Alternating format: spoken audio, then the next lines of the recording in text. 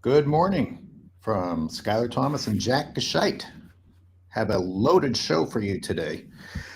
Jack, what do you got planned? Well, we're loaded with cow manure, folks. We're talking about, well, the idea that's common now is that factory farms are bad for cows, but if we just spread them out and regenerate the land on a local, small, organic farm, then everything is fine and cows can heal the land and you can kiss the ground.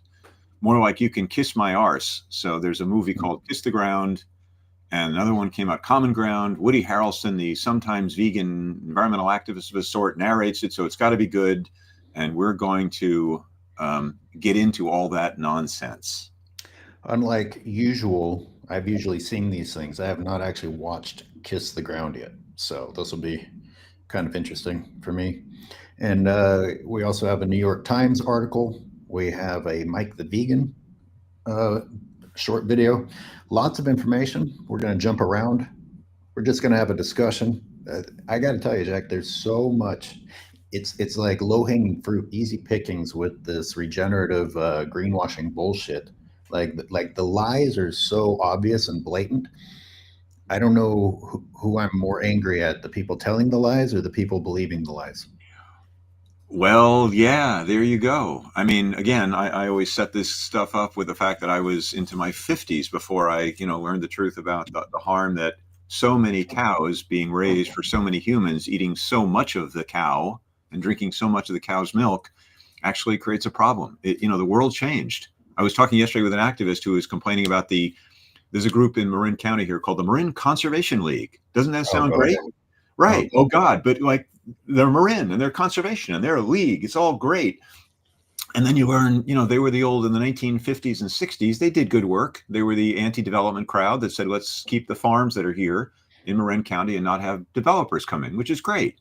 But then, 50 years later, the world has changed. The development is out. The place has been rezoned. You can't do condos anymore. And yet then they still are pushing cows when there's so many more, well, millions of people around here, billions on earth, eating, I think there's 100 million cows being grazed in California, excuse me, in the country, 90 million, something like that. It's just too many of that. And then of course we've learned about the science of it now, which we're going to at least touch on. Methane producing animals, they take up like 40% of the arable land in the world. It's just too much of that by far. And that's setting aside the ethics, which whenever I say that, I think of activist Leah Wilburn saying, why are you setting aside the ethics? Because, I'm talking to environmentalists a lot of the time in my world. So anyway, you left more of you that, left out you left out an important detail about the Marine Conservation League. please. Uh, well, they consisted largely of ranchers, so it's not just, oh, we don't want development. It's preserving our income, and they were also who were the front resistance line of resistance to creating Point Reyes National Seashore. Correct. So they are. It's a good word. Front. They're a public relations front for the cattle industry now. They've become that. And I was speaking to again an activist who was kind of defending them, saying they don't know and they're good people. And like, I don't know what the term. Well, good people. What does that mean? I mean, I'm not in favor of Donald Trump. I think he's a neo-fascist, and there's followers. Are they bad people? Well, it kind of, in a way, I don't think there are a lot of bad people in the world. Probably which is a point of difference for you and I. But I mean, misled and ignorant, and then what I was, which was willfully ignorant. Like, don't tell me about the meat I'm eating. I don't want to know. It's too upsetting. And does that make me a bad person? Some harsh critics would say, "Damn right it does. Take responsibility for your actions, buddy." But at the same time, I think the majority of humans do that. Like, I'm fine. Leave me alone. Please go away. I don't want to know truths that are going to make me change my behavior because I'm really locked into it and I'm having a good time over here. Well, this Right? is the problem because we crown ourselves as the most intelligent species. We're the dominant species, the superior species. But as soon as we don't want to improve, it's like, oh, well, I don't know better. I'm sorry, are you the same species that gets to do all the things that you do because of your intelligence and dominance? But as soon as it comes to having some common sense, you want an excuse and you want a way out. I've been in this for so long, I'm sick of the human excuses. And the other thing that I've realized is that the people that I grew up considering good people do the worst things to the planet. And there's no way that they don't know.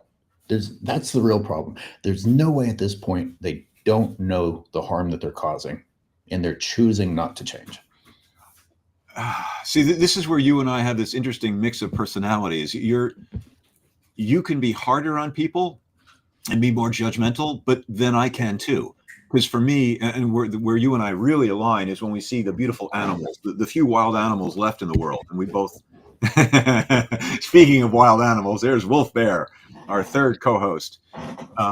That's when we see animals suffering, wild animals, the few wild animals that we haven't decimated from the planet suffering. That's when you and I both get angry. Like, okay, I've lost my patience now. It's one thing if you want to do something bad to your own body or hurt the plot of ground that you call your own, that you supposedly own. But then when you go out and run cattle at Point Reyes National Seashore and fence in the wild elk that were there originally, that are all but wiped off the face of the earth because of the cattle industry, and you tell me the cattle are good and the elk are bad, I lose it. Then I like, no, you lying sack of cow manure. That's when I get more Skyler-ish comes out. Like, I'm not going to be nice and diplomatic here. Gets me too angry. I'm on the road today, thus the fake background. But I visited not Point Reyes, but the Presidio, which is also a national park. Inside San Francisco proper. Correct. Right near the Golden Gate Bridge. Okay, so people know. I was just looking at more native plant diversity here inside of San Francisco in a small area than I've been able to find in Point Reyes National Seashore. And I'm looking at the health and the plants that are interweaving with each other and the actual real habitat that it creates. And here's the important part. It's called coastal dune scrub ecosystem. And there's that word scrub that I think we've learned to have a negative association with, but it's not what we think it means. It's just what we've decided that it means. But I'm looking at how amazing it is. But you've got pieces of the bad annual agricultural stuff that was introduced that stands out like a sore thumb. And I'm just like, Bill Nyman is telling you people that this healthy green perennial habitat is the problem. Don't tell me he's not a bad person. That's intentional lying for his own sake. But he gets away with it because he's a farmer / rancher, whichever word you want to use, he's automatically a good person. Well, and a successful organic small farmer. And by the way, good morning to listeners Sledge and Leah. And of course, Leah starts out with a bang. Why single out wild animals suffering? The cattle suffer even more. Good morning. It's just so Leah. Like, why are you not talking ethics, Jack? God damn you. So, by the way, before I forget, on June 1st, which is 2 Sundays away, in San Francisco, there's National Animal Rights Day being celebrated. And both Leah, farmed animal campaigner for In Defense of Animals, and I will be part of this march starting at 1 o'clock at the United Nations Plaza at the Civic Center in the city, San Francisco, and we'll both be there giving short speeches along with some other wonderful vegan activist speakers. So if you want to meet us and if you want to come and be part of really interesting action in the city on National Animal Rights Day, both wild and domesticated, come to San Francisco Sunday, June 1st. There's more of that on my website, on my events page. Sledge, I don't know about the man in Reno with his dog. I'm not sure what you mean, if you want to clarify for me. Leah, interesting that you say that, because I would almost argue the opposite. I would all the compassion organizations are about saving farmed animals and building, farmed animal sanctuaries, and every single place that they build those uses up more potential wild habitat. So I spend more time out in the wild, so I think about how agriculture replaces habitat. And of course, and I've also had the very, very, very disturbing experience of living in urban sprawl, watching wild animals desperately try to find a way to live against impossible odds. So that weighs on my mind. But I don't know. All the ads and the pictures that I see about suffering are usually farmed animals. So I wouldn't say that farmed animals are being left out of it. Well, she says that, and I can speak for you, Leah, if I may, at least somewhat accurately. She's working for In Defense of Animals, and she actually just came back from a weekend summit in Los Angeles, AVA Summit, which I forget what that stands for now. But in any case, for In Defense of Animals, they did they initially started out, the organization was formed decades ago to save animals in laboratory experiments. The founder was at UC Berkeley, protesting their use of monkeys and chimpanzees in tests, just horrific stuff, and rabbits and all that. And then they do dog and cat advocacy. So when Leah came in, there had not been a farmed animal advocate for a while. And they often will send out, emails, as good groups do. I mean, they're a good group, but they will do, to people who care about cats and dogs abuses, which is great, and horse abuse, which, we should be speaking up for these things. And she was saying, but we really need to stress a vegan message, because you can go to a cat shelter and rescue a cat from American Humane Society while eating a burger. There's no rule saying you can't do that there. So it's a consciousness thing. So that's her world, which is different than your world experience, obviously. Well, her last line, I can't argue.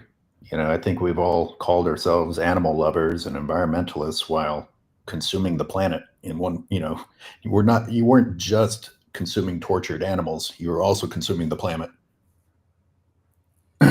Exactly. So we do have some videos to get into here, and this is about the idea that there even is such a thing, and I want to be clear up front to set the stage here. There is no such thing as a regenerative cattle ranching, unless you're talking about one cow on the land somewhere, which is not the big word we're going to come back to is scalable. So there's this film, which is a really well created public relations puff piece showing the bad CAFOs, concentrated animal feeding operations, the factory farms, where Bakersfield, California, for people who are in California, there's thousands of cows in a relatively small, dirt patch. I mean, hundreds of acres, but it's cows jammed in, and it smells awful, and people call it Cowschwitz when you drive by. It's just an awful place, and you can see that. So this film takes advantage of that awfulness and then says, but there's an alternative. There we go. There's an alternative to this. And then it's really good. In fact, I won't say any more.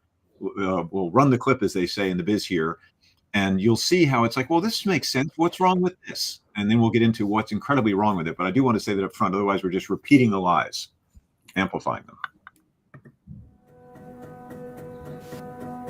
The agriculture industry has suffered a $1.8 billion loss over the last 4 years. Drought and extreme heat have made this a very busy fire season. The drought we're in is disastrous. 80% of all antibiotics sold are used unnecessarily on livestock. Commercial livestock accounts for about half of the greenhouse gases that contribute to climate change.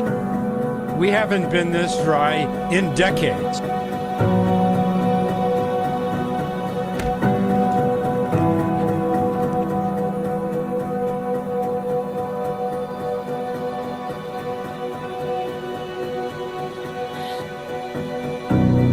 CAFO, a concentrated animal feeding operation, set up to maximize efficiency and profit regardless of the cost. This type of livestock production is one of the most resource-intensive practices on the planet. It's been made possible through massive taxpayer subsidies. But do you mind me stopping it? Not at all. Go for it. I'm writing notes of 3 things I want to say. Go for it. Yeah, I mean, I wanted to stop it about 90 times already. Yeah. No, you need to slice and dice it, otherwise people believe this problem. Shall we start it over?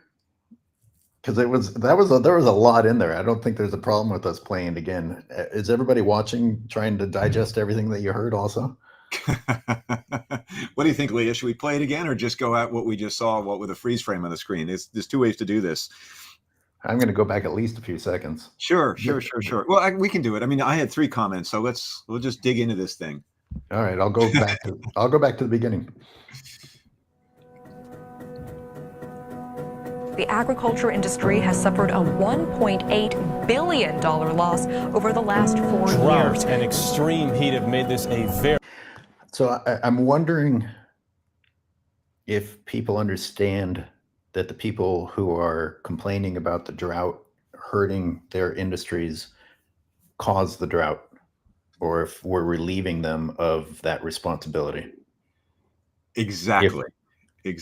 My exact same point. Like, they don't talk about the actual cause. They're talking about the symptom. There's heat, there's drought, the industry is suffering.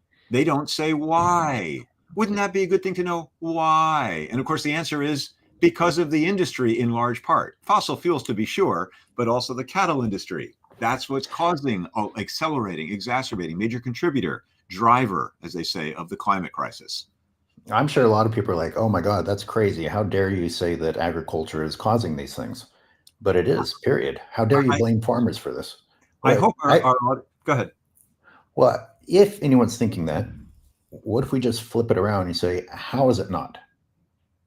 How could it not? It uses up wild habitat. It is the number one reason that wild habitat has disappeared. It is the number one consumption of freshwater sources.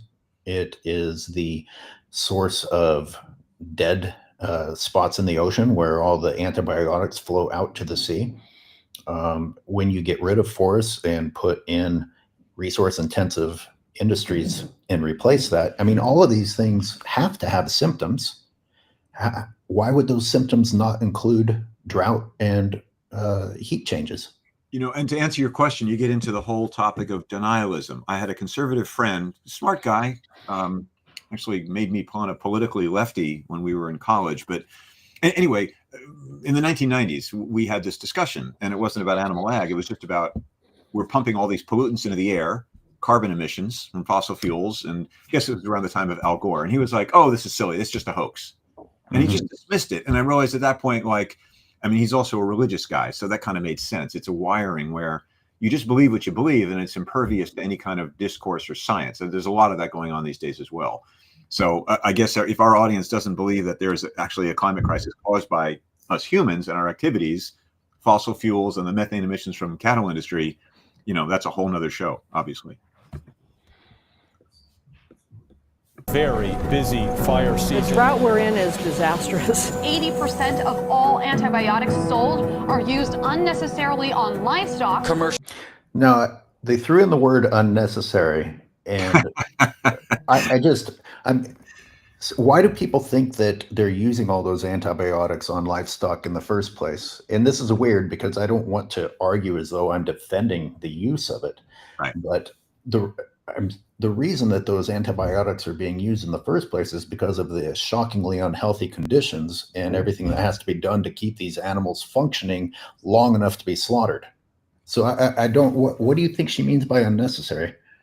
I'm not sure in that case, but more importantly, you are leading people, as this film does, down the garden path to saying, well, sure, that's why CAFOs, concentrated feeding operations, are bad. You jam animals together, which is an unnatural setting, and that's why they'll create disease, and that's why we need to give antibiotics. So solution, don't crowd them together. Just spread them out over more land with rolling green hills. That's where this film is going, obviously, and there's a problem with that too, folks. Right. And of course, both of those problems were caused by the most intelligent species on the planet.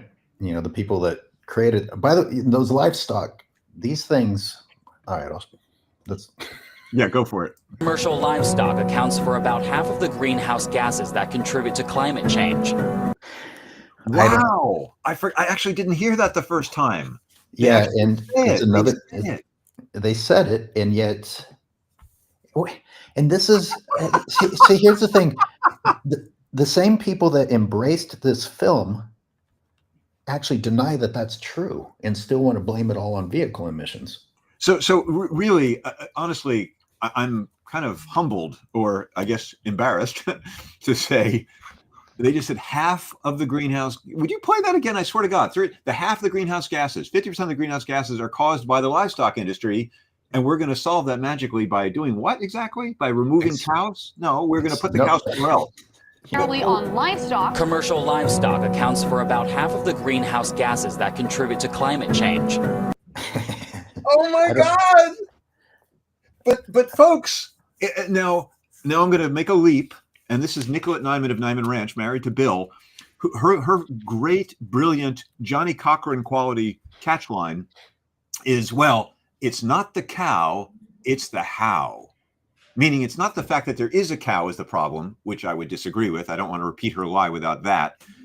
It's how you run them. So in other words, if you don't run them in a dirt lot, but put them out over the green grass, then everything is magically solved. And we're going to get into why that's also nonsense. But oh my God, I didn't realize that's just huge. This film says half. I mean, that even is as an environmental activist, the number often you hear is 18% of greenhouse gases is from livestock. They said the much higher estimate of 50%, which is higher than the United Nations FAO estimate, which is much more conservative and inaccurately so. You get that? 50%. That's huge. Well, I'm sure people watching pick and choose which parts they want to listen to. Well, as Leah points out in the chat here, they're saying the word commercial, though, which as an industrial, because they're setting up the solution to this problem, which is if we just don't do them commercially, meaning industrially, meaning we'll take, is that actually, no, that's a field. There's shots here you're going to see, folks, of thousands of cows close together on a dirt lot, overhead drone shot, really cool videography. And then like we're going to get into like, so where do you put those cows where it wouldn't be a problem? It doesn't matter where you put them. There's still that many cows emitting methane, but then they ignore methane and they get into carbon sequestration, which is another complicated issue here. We haven't been this dry in decades.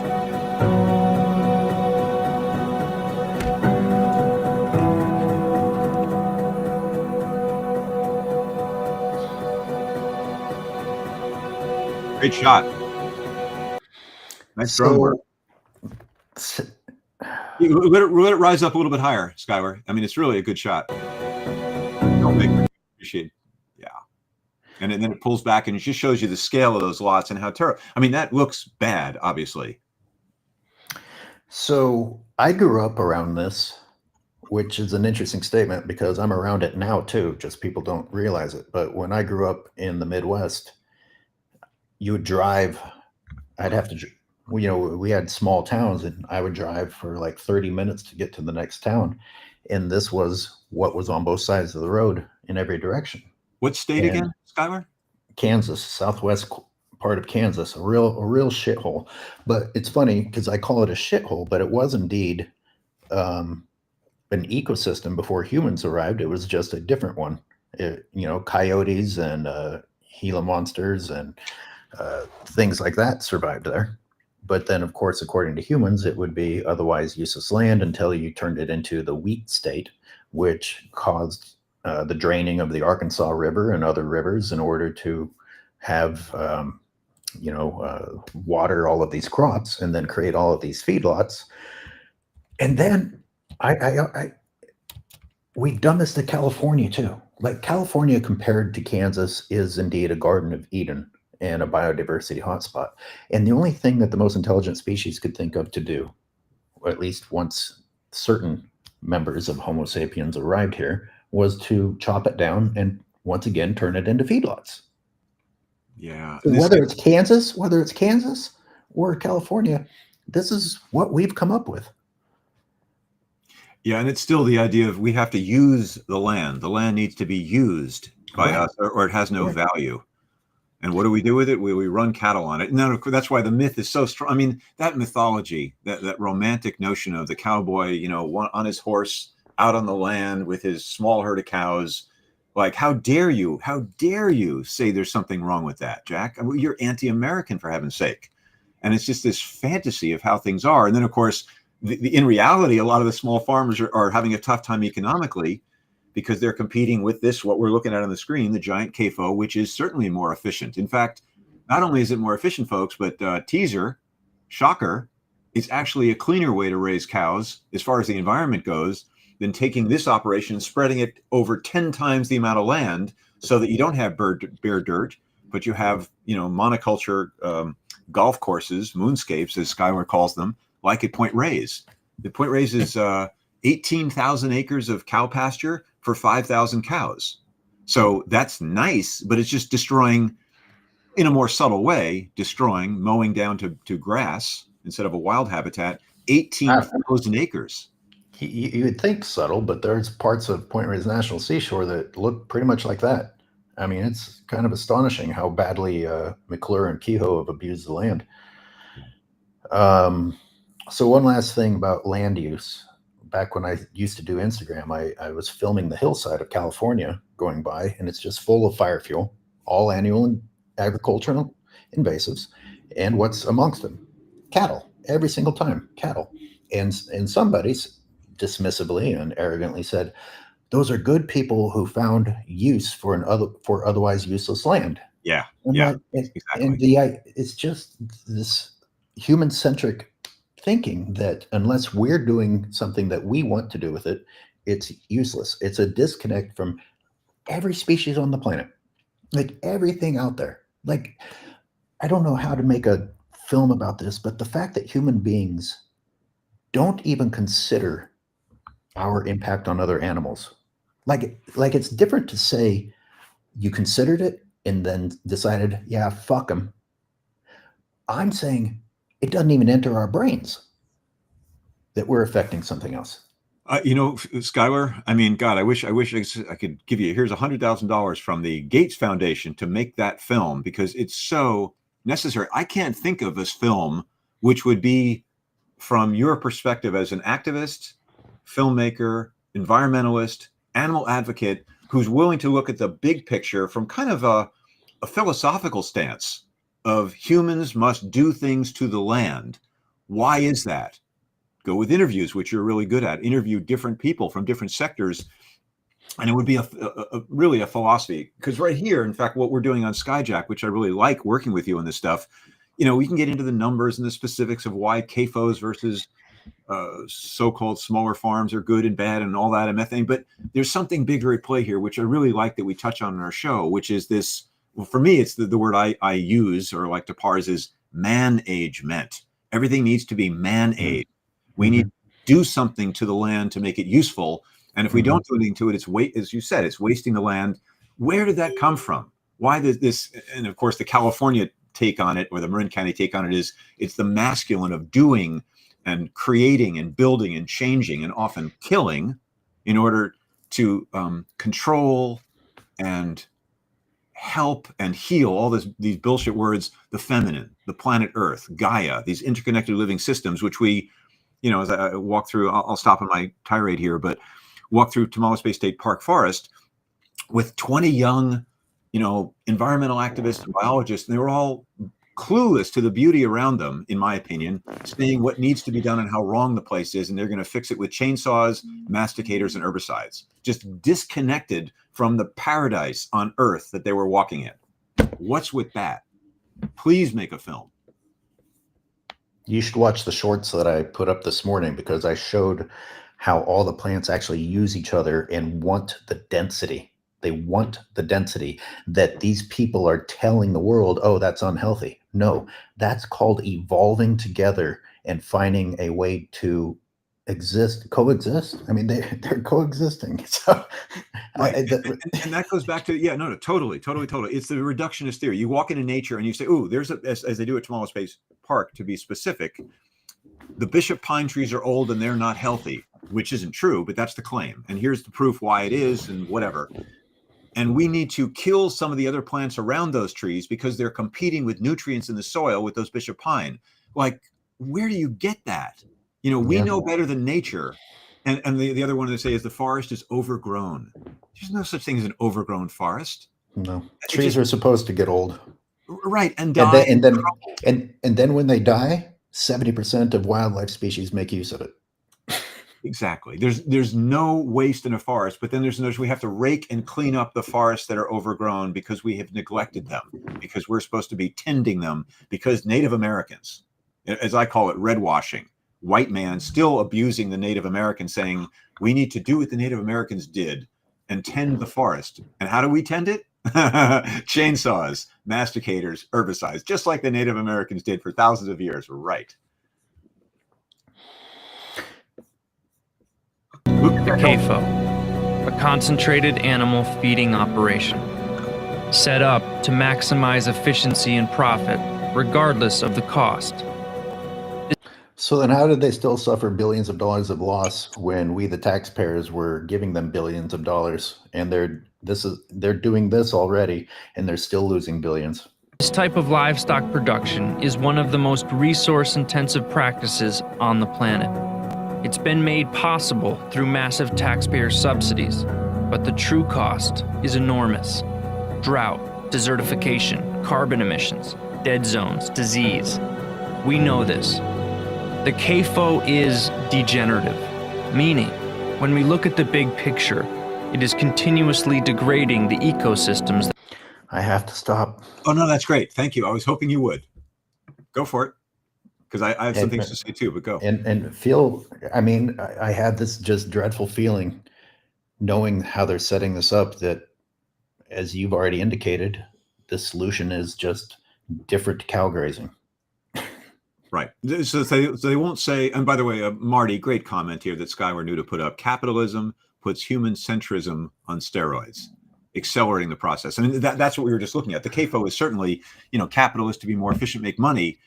But, the small farms, when we move on in this film to spread the cows out over more land, now we're not worried about making money. It's all driven by making money. That's the whole thing. It's all capitalism. And, Exactly. Capitalism has its place, but it is certainly on steroids. And again, they're focusing on, they're going to make the conclusion, it's not the cow isn't the problem. That creates what they say 50% of greenhouse gases. And no, that's not the UN estimate. A UN estimate is, I think, 18% compared to the transportation sector of 13 or 14%. But then they say it's just how you raise the cow versus even questioning. God forbid we question the fact that should we feed so much plant food to cows to then eat the cow rather than just eating the plants directly, which would be staggeringly more efficient way to raise food and feed people without degrading the earth. Well, I filmed, you'll enjoy the shorts that I did this morning if you watch them, but one plant interweaved with the evil coyote brush and the other plants, the lupin, was California coffeeberry. It's beautiful. It's producing flowers. I filmed the pollinators on them today. It produces berries. It provides shade and shelter. And not only did the deer and the raccoons and the birds eat those berries, Jack, humans did. And what they did was allow nature to be there and take from nature pieces. What did manifest destiny bring? Oh, God gave us this because we have pale colored skin and we landed here, and these savages that live with the land don't know better. Manifest destiny is, I guess you could say, capitalism in a way. But just like the fact that everything that I filmed this morning was destroyed to reduce it to feedlots. It was already producing food. That's what people need to understand. It was already producing food and habitat at the same time. Now, ranchers have destroyed all of that and are, in a really twisted irony, are telling us that they are providing habitat. Yeah. And that's the other, absolutely, Scott. Like I say, there's definitely a film here. I mean, you've got to write a script and make a narrative arc. People have no idea how much work you and any filmmaker do to make a film with some storyline to it. So it's not just random stuff like we're doing now. We're not making a movie. We're just making commentary right now. Ray Cooper, good morning. And he said he loved the shorts this morning. So he did see the shorts. You and I are preparing for the show. I didn't see the shorts you're referring to. And that's available, folks, on Watching Humans page. Skyler's page on YouTube, Watching Humans. Go check out stuff which there. Which is where everyone is right now. Oh, right. Of course. I'm not. You and I are in the restream feed to make the show. I forget their experience is different than mine. Okay, continue on here. That it relies on. At the end of the day, to be truly economical and efficient. I'm sorry, that does not look different than point raise. Farming needs healthy ecosystems. Neither does that.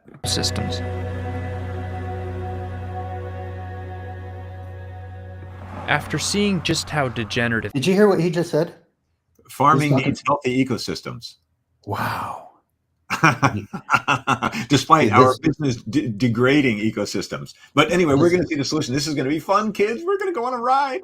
This is why I don't have any friends. Because this guy who's supposed to be the friend, with friends like this, who needs enemies? Regenerative CAFO ranching is. I started researching if there is a truly regenerative way of ranching cattle. I found Dr. Alan Williams, who is known for doing just that. He's pioneered a relatively unknown approach to ranching that's hugely... Who are we talking? Who are we listening to? So this is 6 years ago, this film. So that's why it's relatively unknown. He's going to introduce the concept of regenerative ranching. And I think that Dr. Williams is in Arkansas. I forget the name of the filmmaker. It doesn't matter in this case, but who he's talking to. And one thing I just enjoyed so much, I'm going to spoil it a little bit so people listen for it, but listen to the music as we meet this wonderful rancher. Right. I was doing it the right way. I'm annoyed that we're listening to this stupid child who's discovering, the evils of CAFOs and never. Hugely profitable, efficient, all while regenerating the ecosystem and environment. It's See this. Oh, it's a good setup. This fucking narrator just lied his ass off, and he probably doesn't even know it. I agree. Yeah, you know, it's funny. This reminds me kind of the journey that the filmmaker takes on in Cowspiracy, a film that I did like and did affect me. And they did their own research, and they showed a guy at the laptop as we're all doing. I mean, I'm doing my own research, so you know, it's like I can't really attack that head on. I want to do not what he's doing, but what he says and the facts he supposedly finds. It's called regenerative ranching. I set off to Bibb County. I'm going to say this in every video we do. How do the people who simultaneously tell the world we're connected with the land and my daddy knew how to do it and his daddy knew how to do it and his daddy knew how to do it, how is it that those people are being introduced to regenerative agriculture? I mean, did you know what you were doing or did you not know what you were doing? County, Alabama, to meet him and see his regenerative ranch with my own eyes. Jesus Christ. Oh God. Oh God, there's so much there. First of all, Alabama, folks, not Arkansas. I'm sorry. I've dated 2 women from Alabama. Nice people in Alabama, believe it or not. I mean, if you're Northern or taught to hate them, intelligent, caring, concerned, and many progressive, you know, activists in Alabama. But look at that. Well, actually, there's some, it looks like there's vegetables on the left there, but I love the music. And, you know, it looks like a nice place to live there. And, you know, among trees, it's kind of nice. It's got a lawn. But, of course, they're doing a barbecue. And, you know, this guy's a down-home boy. He's going to raise his 50,000 cows in a better way out behind his shed in the back. But you heard the one sound bite that they made sure got in there. Which is? We got some good grass-fed beef on the grill. That's when I said, Leah, is that what you said? Is that when you said, oh God? She says, oh God, I can't take it. Do you have a phone off the hook? I with my own eyes.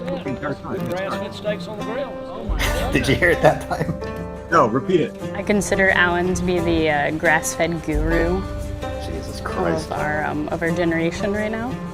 I don't know if he'd appreciate that, but that's what I've been thinking of him. They're managing to find non-obese people. Are these actors? So the cows are going through another move today, and this is what. Look how much land that is, dude. Well, see, here's the thing I couldn't find about Williams. I mean, I've read a few things. How many cows does he have? Here's the important point. How many cows does he have on how many acres of land? If they don't provide that information, this is all nonsense. He might as well be showing 10 cows on 10,000 acres and say, isn't this lovely? And I'd say, yeah, that's lovely. That's quote unquote sustainable if you don't mind killing cows when they're 2 years old instead of 20. But you got to give those numbers, folks, because where do all those cows on that dirt lot CAFO go? Got 20,000 cows out there or 30,000 cows. They're going to go on this property. How many acres are you in? And of course, this isn't dry California. This is Alabama where there's plenty of water. Different system. We've got some new commenters that are great. Welcome to the channel. Or if I just don't remember that you commenting before, sorry, but welcome, an honest doubter and Laney. Documentarians like this spend months finding the perfect exception to the rule to focus on. You just helped explain why I'm so mad at this guy. You know, I mean, they went through some considerable effort to find the lie that you want to hear. They feed people what they want to hear. Exactly. And good morning. Are you going by Lane or Laney Lane? I know Laney. She's a kick-ass vegan activist herself. Will actually be at National Animal Rights Day on June 1st in San Francisco. Note, folks, welcome. Gurus of confirmation bias. Yep. Gurus of the grass-fed. Yep. Gurus. You don't have to stop eating cows, folks. Just do it this good way down home in Alabama. This doctor wouldn't lie to you. Yep. Go for it. What was it? He's a grass-fed guru. Oh, God. Wow. He's a slaughterer of animals who loves all animals. At peace with nature. High density grazing is all about multiple moves a day. With regenerative grazing, we here's where they're crossbreeding into bison. It's a great dissolve there they did, or a cut. Yeah, so you see it's just like the bison. And of course, for the average viewer, if I'd watched this thing 10 years ago, I'd say, well, okay, you guys are implying that there's a difference between cows on the grass in Alabama and these bison, I don't know where in the Midwest, or they're showing this stuff. But why is that different, Jack? Explain. And we're going to get into that. Well, are you under the impression that these are wild? Because it no longer... There are very few wild buffalo anymore. Yeah. Right. I mean, it doesn't matter anymore where you find bison because they aren't where they're supposed to be. They're where humans want to raise them for food. And the only reason they exist in those scenarios is because they're hardier than cattle, and there was the advantage. But they have, as George Worthner taught me, have bred out the wildness in them and gotten rid of the things that would cause the right bison to pass on their genetics. Now they're, bred the way that cattle are bred, electric prods and rape. Yeah, poor by good people, again, being done by good people. Yeah, and then of course, if anybody watches this that isn't a vegan activist like this, and I'm proudly happy to use the V word, just know that the industry for eating bison, for eating cows, for milking cows, for dairy products, all of it must absolutely be covered with lies. They will not show you the truth of what goes on in the industry because it's so disturbing. It would make meat eaters, most of them, say, I don't want any part of that industry if that's what they do to animals. And then there's the world of, it's called humane washing, where you use words and terminology, don't show what really goes on, and it takes other ballsy vegan activists to actually break into places, slaughterhouses, where these animals are killed when they're still children, and show you how horrible it is. They did people notice the vegetation? Because it is possible they went to a different place, or at a minimum, it's a different time of year, because we went from green annuals. Once again, it's still annuals. So the cows are going through another move today, and this is what high density grazing is all about, multiple moves a day. That's a pretty drastic change. Oh, no. If we only would let this poor film play without slicing and dicing as we're doing, which we're going to keep doing, they're not implying that this is on his property. They're making an analogy. So the filmmaker showed the cows on his property, Dr. Williams' property in Alabama, and then this is, it's stock footage of bison. You see, it's kind of the same. They're not implying it's on his property or nearby. Okay. And still, I'm probably still correct that these are not wild bison. I'm sure. Regenerative grazing, we mimic what the bison once did by building appropriately sized paddocks each day that allow us to graze. I'm sorry, but bison didn't need paddocks. So you were absolutely not mimicking bison.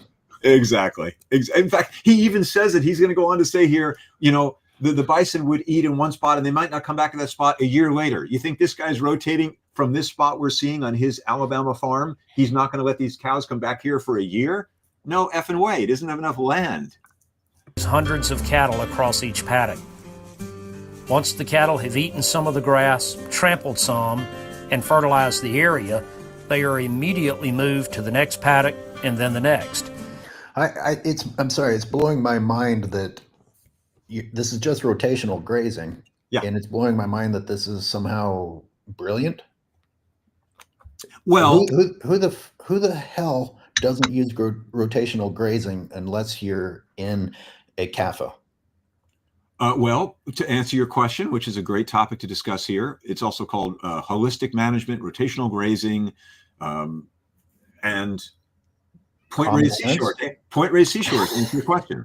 They don't have paddocks at Point Reyes Seashore. They've got, their land is whatever, 1,000 acres, let's say, 12 different ranches. And the cows are free to move around. They could walk over all over their hill and they eat it down to bare dirt. And then they move on a few feet and eat that down to bare dirt.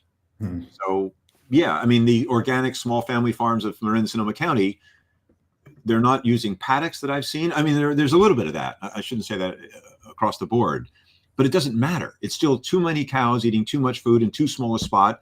And of course, the other thing I want to throw in here, because I'm going to forget to do it otherwise, in all of these places, wherever the cows are, do you think those ranchers, those farmers, a euphemism for cattle rancher, You think they allow wolves there? Do you think they let this animal run free around there, or packs of coyotes, or bear, or mountain lions, or any wild animal that would Jack, I was just eat? about to challenge people to point out any wildlife. Forget the predators.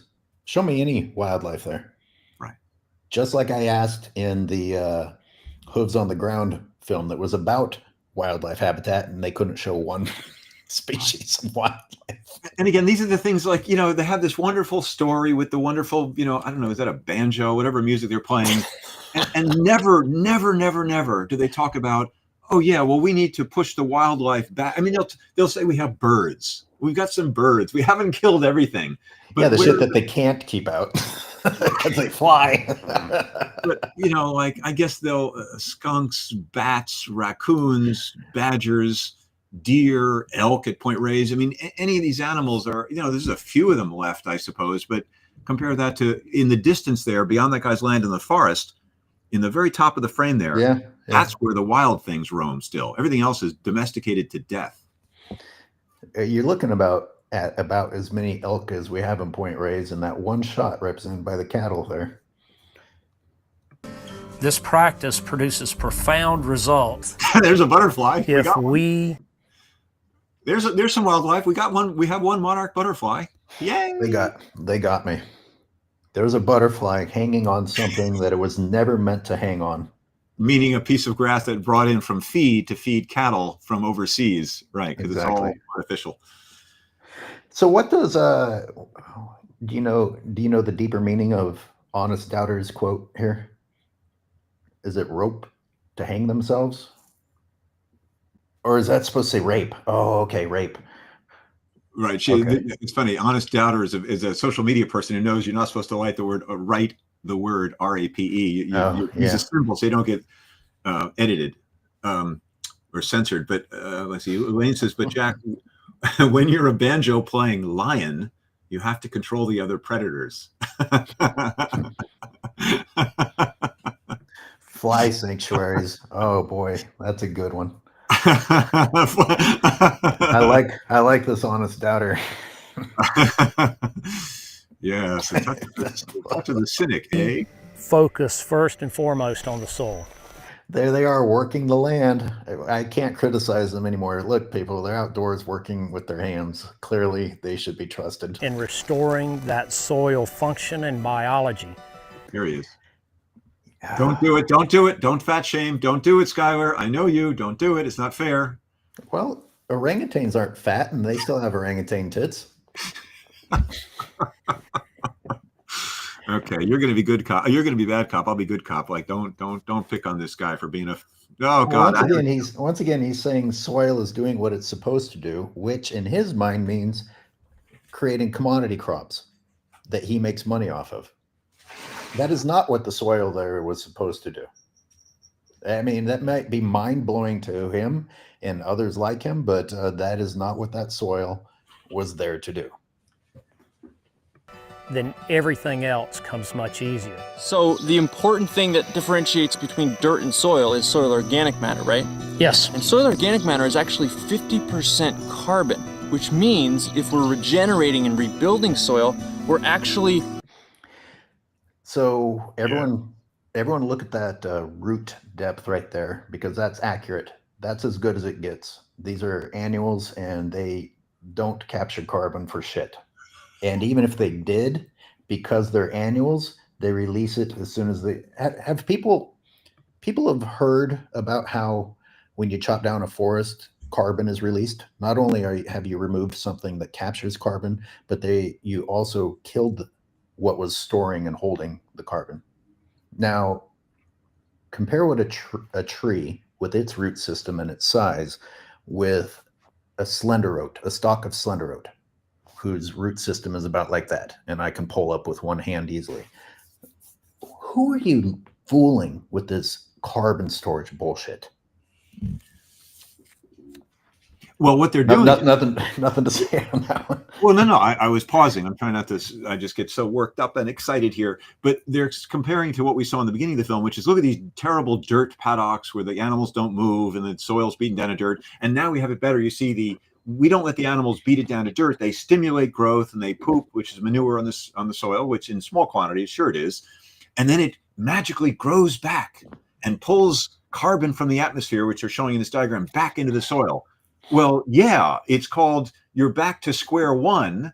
Had you not brought the animals in the first place, the grass would get taller and you'd have sequestered more carbon. So what they do is, it's very brilliant, actually. It's really the definition of sophistry, a word I rely on a lot these days. They say this is better than having a dirt lot, and that's true. But they don't show option C, which is to not have cows and let more grass and more plants. Ideally, certain plants, they're going to do better, and trees grow much taller and sequester far more carbon than if you keep running the cows and beating the ground back and then letting it, quote unquote, regenerate back to where it was in the first place had you not brought the cows in. So I have a reality check for us. This is just the trailer, and we used the entire hour on the trailer, and we had the full film and a couple of supplemental pieces lined up. Right. In other words, this is 6 minutes of film, and we have another 30 minutes to show you. But this is important. It's important to drive this stuff home because there's an entire industry that's pumping this stuff out, pumping it out like manure out of a herd of 1 million cows, convincing people that, and of course, the average person is busy and doesn't delve into the stuff the way we do and our fellow activists here. Oh, and by the way, I just got an honest doubter says he looks less fat than corpse-like, perhaps from the half pound of beef rotting in his colon. Oh, you're a Skyler fan for sure. Yeah, would you like to replace Jack?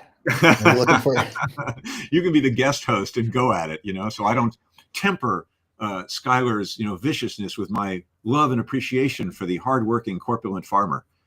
I actually have a hard cutoff today, but at 10 o'clock. Yeah. Okay, no, this is fine. I mean, you can go a little bit more, but we're this is a good place to start, and we can do more of this. And then you and I are going to discuss, and maybe I'll push this out to the audience here as well. There